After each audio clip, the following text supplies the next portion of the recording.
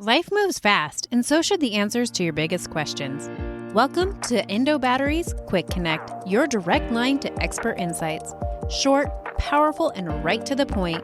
You send in the questions, I bring in the experts, and in just 5 minutes, you get the knowledge you need. No long episodes, no extra time needed.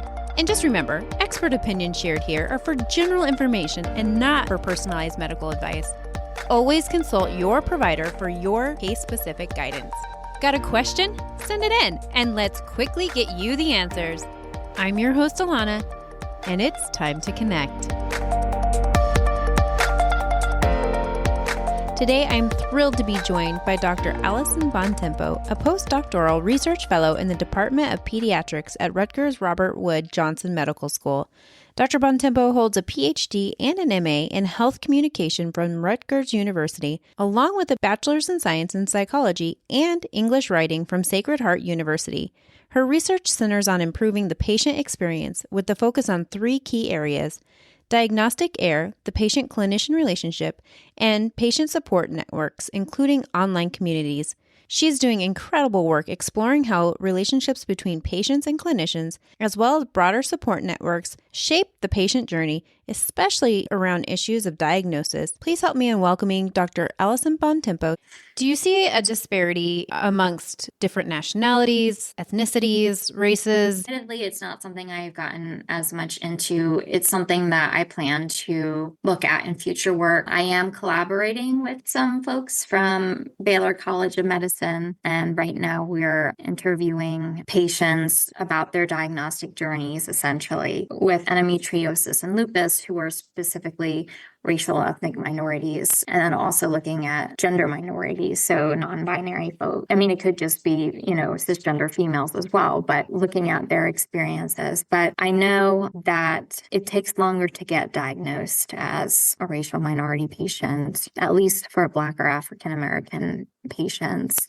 If you think about the diagnostic delay, what it is now, the average diagnostic delay. I like to emphasize the average because it's just like, no, this isn't like the upper limit. This is like the average. Right. If we think about that, we think about the fact that Blacks and other racial minorities have largely been excluded, right? So my studies a lot of time have like 85% of the sample is non-Hispanic white. And so like if we're calculating a diagnostic delay of 8-point-something years with a largely well-educated white sample, what are we going to get when we look at minority patients with regard to socioeconomic status, regard to race, regard to gender identity? What does that look like? And the research just hasn't been done yet. So while things are hopefully improving for diagnosis right now and more awareness and everything, the more we include those patients, I feel like that number might stay stagnant, because while the numbers might be reduced from the awareness and maybe more training and what have you, as we're also including more Blacks, racial minority patients, we're probably also seeing, you know what I mean? So like that's research that needs to be done. And I know I did see on Instagram, there was, I forget what university, but they paired with Endo Black, the organization. Yes. And I know that they were recruiting for a study. So I'm interested in, obviously it's going to take a long time for something to come out and be published, but I'd like to see what they got in the results. But we are doing, myself with some colleagues at Baylor, are doing that with patients as well with endometriosis. So more needs to be done. That's a wrap for this Quick Connect. I hope today's insights helped you move forward with more clarity and confidence. Do you have more questions? Keep them coming. Send them in, and I'll bring you the expert answers. You can send them in by using the link in the top of the description of this podcast episode, or by emailing contact@endobattery.com or visiting the endobattery.com contact page.